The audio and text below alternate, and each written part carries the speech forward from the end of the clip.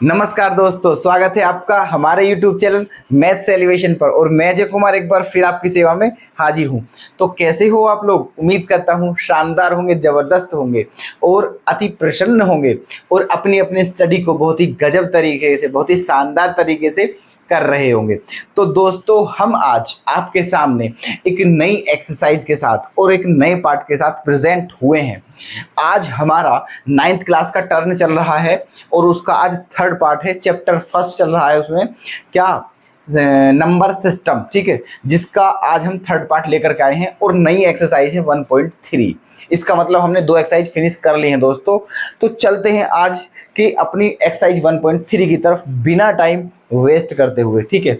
आ जाइए दोस्तों, एक्सरसाइज क्या है हमारी 1.3, है ना। फर्स्ट क्वेश्चन क्या है इसका?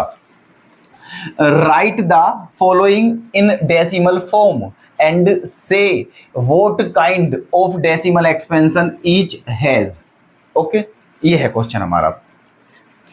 मतलब क्या कहा है क्वेश्चन में? क्वेश्चन में ये कहा है दोस्तों, देखो पहले क्वेश्चन के 3 पार्ट लिए हैं मैंने, इसके पार्ट और भी हैं, लेकिन मैंने अच्छे अच्छे से लिए हैं जो 3 पार्ट हैं। बाकी 3-4 पार्ट और हैं, मतलब ठीक है, वो आपके लिए हैं, ठीक है। उन्हें आप स्वयं करोगे, ना होने पे आप हमें बताओगे, ठीक है।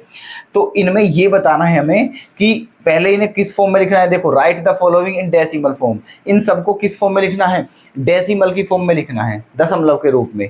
उसके बाद ये बताना है कि ये जो डेसिमल हैं ये कौन कौन सी डेसिमल हैं।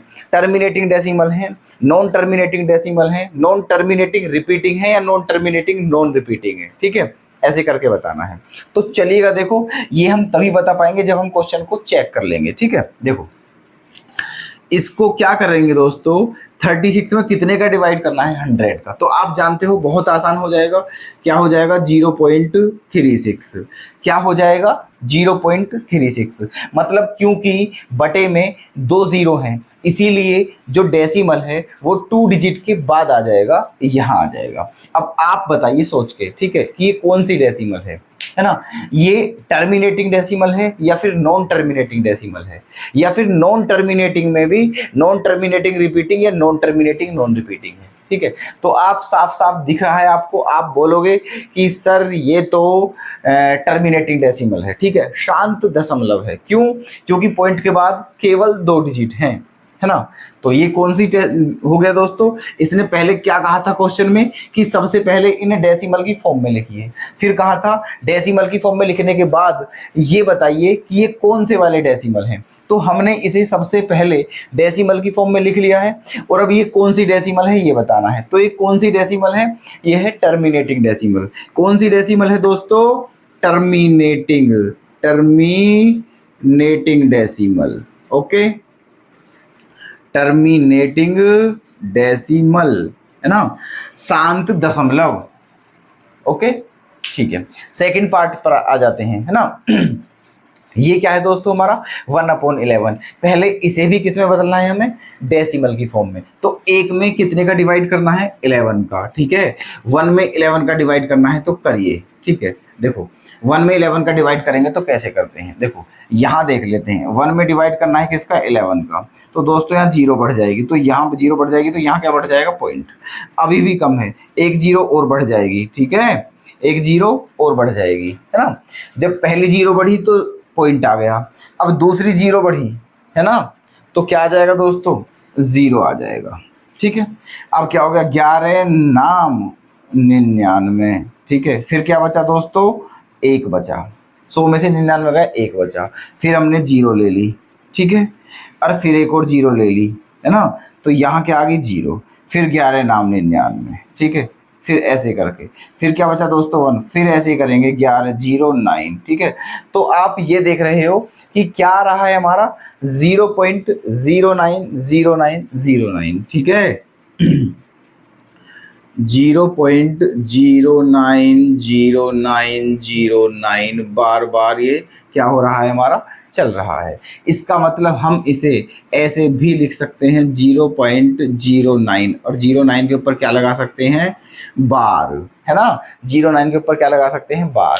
अब आप ही बताइए ये डेसिमल की कौन सी फॉर्म है ना। ये डेसिमल की, क्योंकि इसमें क्या है देखो, पॉइंट के बाद जो डिजिट हैं वो रुक नहीं रही हैं दोस्तों, वो चलती जा रही हैं, है ना, लेकिन रिपीट जरूर हो रही हैं, है ना। और ऐसा डेसिमल जिसमें डेसिमल के बाद की जो डिजिट हैं वो कंटिन्यू चलती रहें बिना रुके, ठीक है, बट रिपीट हो रही हूँ, ठीक है, तो वो जो है डेसिमल का कौन सा टाइप होता है, हम उसे कौन सा टाइप बोलते हैं दोस्तों, टर्मिनेटिंग नहीं, नॉन टर्मिनेटिंग रिपीटिंग डेसिमल, ठीक है। कौन सा टाइप है दोस्तों, ये non terminating repeating. Non terminating क्यों है, क्योंकि पॉइंट के बाद की जो डिजिट है वो चलती जा रही हैं और रिपीट हो रही हैं, इसलिए रिपीटिंग है ना।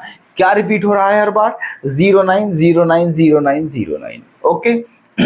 तो कौन सी हो जाएगी ये, non terminating repeating decimal, non terminating repeating decimal, ठीक है। तीसरा पार्ट देखिए इसका, मतलब जो फिफ्थ पार्ट है उसमें क्या करना है हमें, 2 में कितने का डिवाइड करना है, 11 का। 2 में कितने का डिवाइड करना है, 11 का। देखो जैसे यहाँ 0 बढ़ जाएगी तो यहाँ क्या बढ़ जाएगा, पॉइंट, और यहाँ क्या हो जाएगा दोस्तों, 20। और जैसे ही हम 20 में 11 का टेबल, ठीक है, जब पढ़ते हैं तो 11 1 जाके आएगा दोस्तों, 11 आएगा, ठीक है। अब 20 में से जब 11 चले जाएंगे तो क्या बचेगा, 9। फिर क्या लेंगे हम, 0, तो 90 हो गया। फिर क्या आ जाएगा, 11 अट्ठे 88, क्या आ गया, 88। फिर 90 में से 88 जाएंगे, फिर 2 बचेगा, फिर 0 उतारेंगे दोस्तों, फिर 11 एकम 11 होगा, फिर 9 बचा 0, फिर 11 अट्ठे 88, ठीक है। मतलब दोस्तों यही वाली प्रक्रिया हमारी चलती रहेगी। तो इसे हम क्या लिख सकते हैं, 0.18, और 18 के ऊपर क्या लिख सकते हैं, बार। 0.18 और 18 के ऊपर क्या लिख दिया, बार। क्यों लिखा 18 के ऊपर बार, क्योंकि 18181818 मतलब ये 2 डिजिट ऐसी हैं जो बार बार रिपीट हो रही हैं दोस्तों।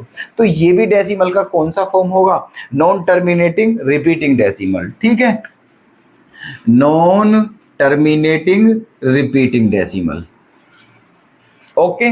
तो हमारा पहला क्वेश्चन हो चुका है कंप्लीट। और आप अगर कोई दिक्कत हो तो हमें बता दीजिए जल्दी से, ठीक है। वैसे कोई दिक्कत नहीं होगी क्योंकि ये सब तो आप जानते हो, ठीक है, है ना। उम्मीद करता हूं आप इस कंसेप्ट को बिल्कुल अच्छे से समझ चुके हो। तो बाकी जो इसके पार्ट है वो आप स्वयं करोगे, और नहीं होता है दोस्तों तो बिंदास कमेंट करके हमें बता दीजिएगा। नेक्स्ट वीडियो में हम उनका सॉल्यूशन लेकर के आ जाएंगे। चलिएगा क्वेश्चन नंबर 2 को देख लेते हैं, ये कैसे होगा दोस्तों। क्वेश्चन नंबर 2 देखना, इसमें क्या दिया हुआ है, you know that 1/7 equals to इतना, है ना। मतलब आप जानते हो कि 1/7 की वैल्यू इतनी होती है। फिर आगे क्या कहा है, can you predict what the decimal expansions, है ना, ऑफ 2/7, 3/7, 4/7, 5/7 एंड 6/7 आर। फिर पूछा है कि आप, है ना, आप जानते हो कि 1/7 की वैल्यू ये है। फिर पूछा है क्या आप इन सभी को, ये जो है इन सभी को डेसिमल फॉर्म में लिख सकते हो, ठीक है, इन सभी का डेसिमल एक्सपेंशन कर सकते हो without actually doing the long division, ठीक है, बिना भाग की लंबी प्रक्रिया के, ठीक है। मतलब डिवाइड भी नहीं करना है दोस्तों, ठीक है, और हमें इनको किस में चेंज कर लिखना है, उसमें डेसिमल की फॉर्म में चेंज करके लिखना है, ओके। फिर लास्ट में क्या कहा है, इफ सो, ठीक है, अगर है तो आप बताइए, ठीक है। अब देखना 1/7 की वैल्यू हमें पता है, ठीक है, हमें बतानी है 2/7, 3/7, 4/7। अब आप मुझे एक बात बता दीजिए, केवल बस इतनी सी बात पूछूंगा मैं आपसे, ठीक है, कि क्वेश्चन में इसने ये पूछा है कि क्या आप इन सबको डेसिमल फॉर्म में चेंज कर सकते हो। हाँ दोस्तों, हम इन सभी को बड़े इजीली डेसिमल फॉर्म में चेंज कर सकते हैं, ठीक है। अब कैसे करते हैं ये आप देखिएगा, है ना। पहले ले लेता हूं मैं 2/7, क्या ले लेते हैं 2/7। क्या 2/7 के प्लेस पे 2 × 1/7 नहीं लिख सकता हूं मैं दोस्तों, बताइए आप पहले, ठीक है। क्या ऐसे लिख सकता हूं या नहीं, बस हाँ या ना में आंसर देना है आपको, ठीक है। लिख सकता हूं, ठीक है, जब लिख सकता हूं तो फिर आप ये बताइए मुझे 1/7 की वैल्यू कितनी दी हुई है पहले से, इतनी। तो 1/7 के प्लेस पे क्या रख सकता हूं, इसको रख सकता हूं। तो क्या आ जाएगा 2 इंटू, है ना, इसको रखिए आप, क्या आ जाएगा 0.142857 और इसके ऊपर क्या है बार। ठीक है, ऐसे।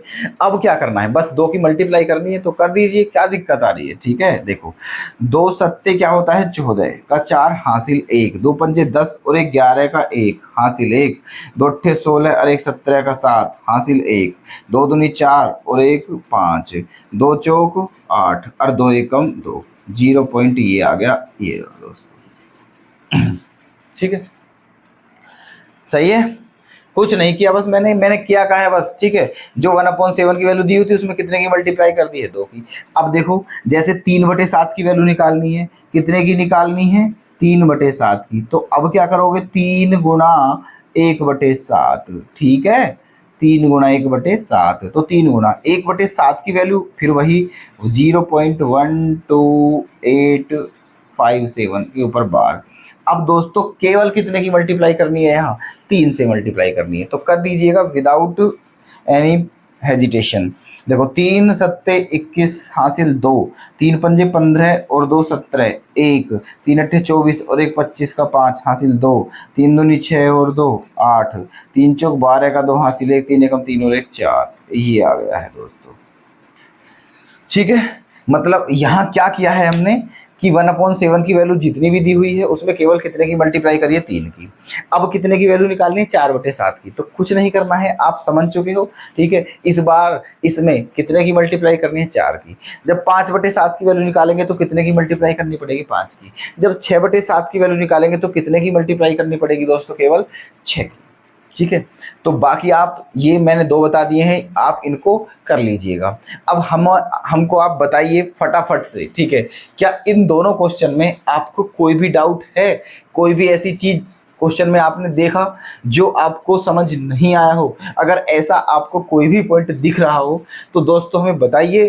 ठीक है, फिर हम आपका वो पॉइंट क्लियर कराते हैं। ओके रिपोर्ट, ठीक है, तो सही है दोस्तों, ये 2 क्वेश्चन हमारे हो चुके हैं कंप्लीट। अब चलते हैं नेक्स्ट क्वेश्चन की तरफ।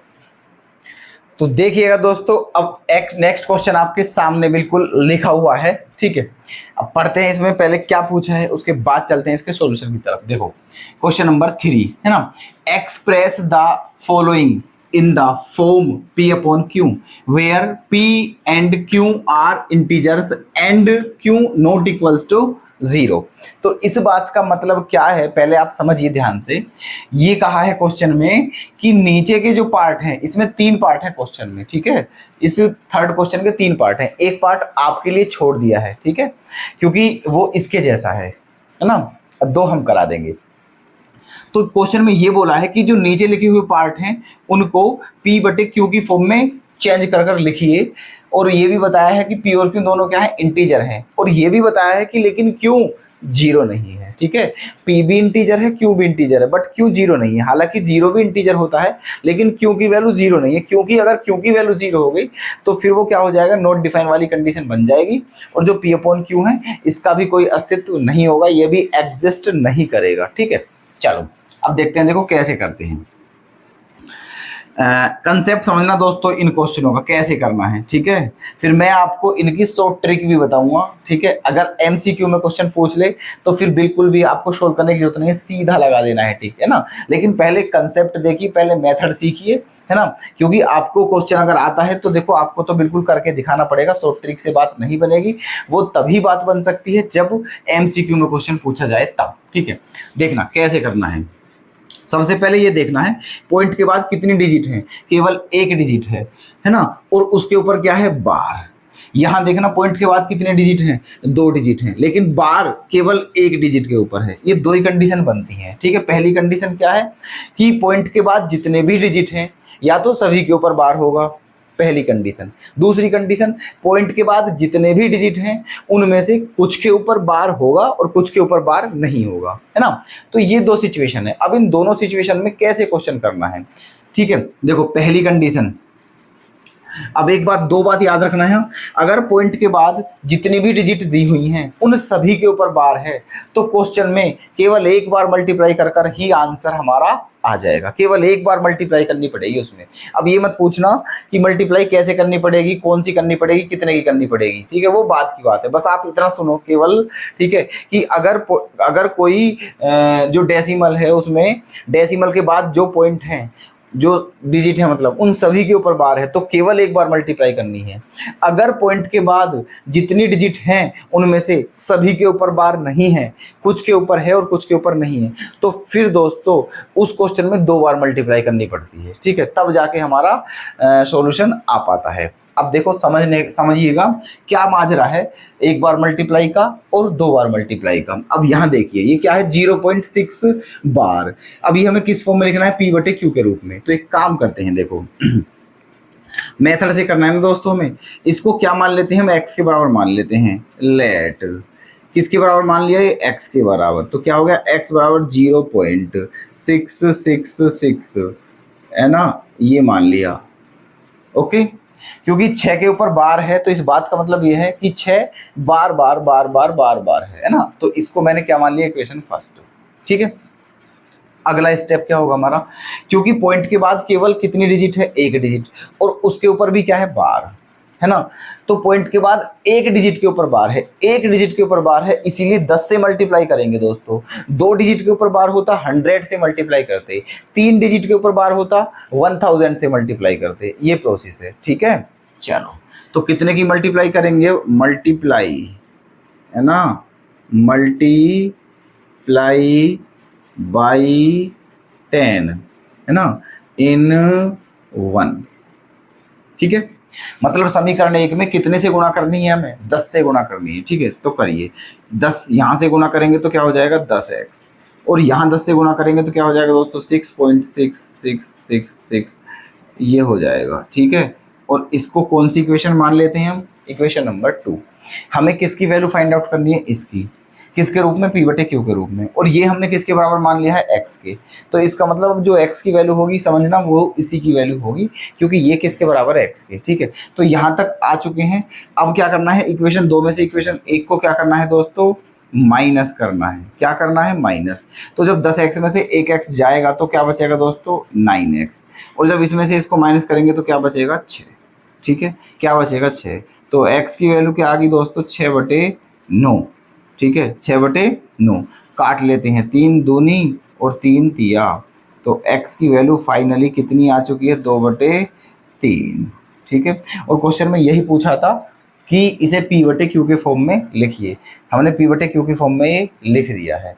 क्लियर है, बताइए आपको अगर जरा भी कोई दिक्कत हो तो, ठीक है। अब देखिएगा अगला क्वेश्चन, ये वाला, इसमें क्या दिया है, पॉइंट के बाद दो डिजिट है ना, लेकिन एक डिजिट के ऊपर बार है और एक के ऊपर बार नहीं है। तो इसमें क्या करना है, देखो मानना यहाँ भी यही है, लेट है ना, मान लिया ये किसके बराबर है, x के बराबर 0.47 है ना, क्योंकि 7 के ऊपर बार है तो 7 का ही रिपीटेशन होगा दोस्तों, ठीक है। इसको क्या मान लिया हमने, इक्वेशन फर्स्ट मान लिया है। क्या माना है इसे, इक्वेशन फर्स्ट। अब पॉइंट के बाद दो डिजिट है, ठीक है, लेकिन एक डिजिट के ऊपर बार है और एक डिजिट के ऊपर बार नहीं है। तो यहाँ क्या करना है दोस्तों, ठीक है, देखो दो बार मल्टीप्लाई करनी पड़ेगी, दो बार, क्योंकि पॉइंट के बाद दो डिजिट हैं, एक डिजिट के ऊपर बार है, एक डिजिट के ऊपर बार नहीं है, ये बात पहले ही बता दी है, ठीक है। अगर दोनों डिजिट के ऊपर बार होता तो केवल एक बार मल्टीप्लाई कर कर हमारा आंसर आ जाता, लेकिन अब दो बार मल्टीप्लाई करनी पड़ेगी। कैसे कैसे करेंगे, देखो सबसे पहले है ना, मल्टीप्लाइंग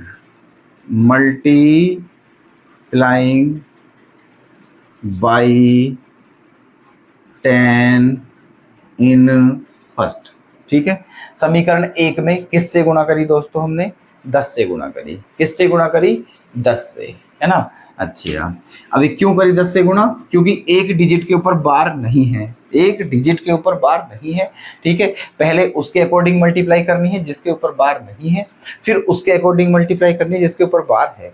तो क्योंकि एक डिजिट के ऊपर बार नहीं है और एक डिजिट के ऊपर बार नहीं है तो इसलिए 10 से मल्टीप्लाई करी, ठीक है। चलो करिए, तो यहाँ क्या हो जाएगा, 10x, क्या हो जाएगा यहाँ 10x, और यहाँ 10 से मल्टीप्लाई करेंगे तो क्या हो जाएगा 4.777777, ये कौन सी इक्वेशन मान ली है दोस्तों?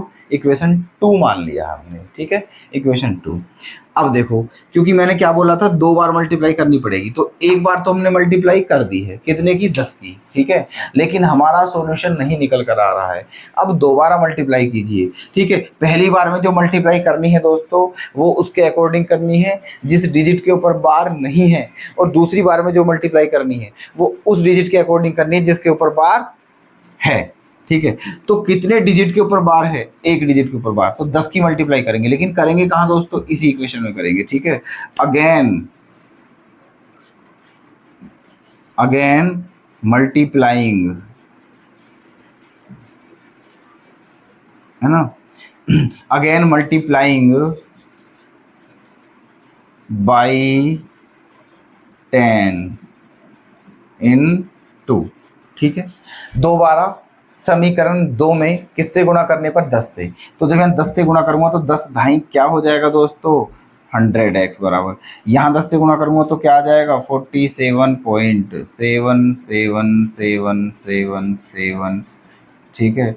इसको क्या मान लिया है दोस्तों? Equation number 3। क्या मान लिया है इसे? Equation number 3। बताइए यहाँ तक कोई भी आपको दिक्कत हो? अब समझ लीजिएगा, आपका क्वेश्चन हो चुका है, ठीक है।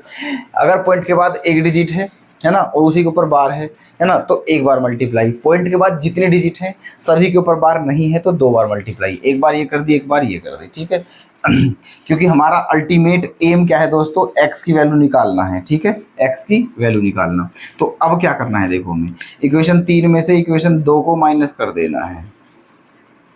इक्वेशन 3 में से इक्वेशन 2 को माइनस कर दीजिएगा, तो 100x इस वाली में से इस वाली, 100x में से 10x गया तो 90x बचा, और इधर इधर घटाना है। जब 47, देखो पॉइंट के बाद जो डिजिट है यहाँ भी वही है, और पॉइंट के बाद जो डिजिट है यहाँ भी वही है, तो पॉइंट के बाद की डिजिट तो छोड़ दीजिए, केवल आप ये समझिए 47 में से 4 माइनस करना है। और जब 47 में से 4 माइनस करेंगे तो क्या बचेगा दोस्तों? 43 बचेगा, ठीक है। क्या बचेगा? 43। तो x की वैल्यू क्या आ जाएगी? 43/90, है ना। x की वैल्यू क्या आ जाएगी? 43/90, ठीक है। तो ऐसे करके ये देखो कौन सी फॉर्म हो चुकी है? P/Q की फॉर्म हो चुकी है, और क्यों 0 भी नहीं है। तो उम्मीद करता हूं दोस्तों आप इस कंसेप्ट को, ठीक है, समझ चुके हैं। अभी एक पार्ट और बचा हुआ है, उसे आप स्वयं करोगे, और इस टाइप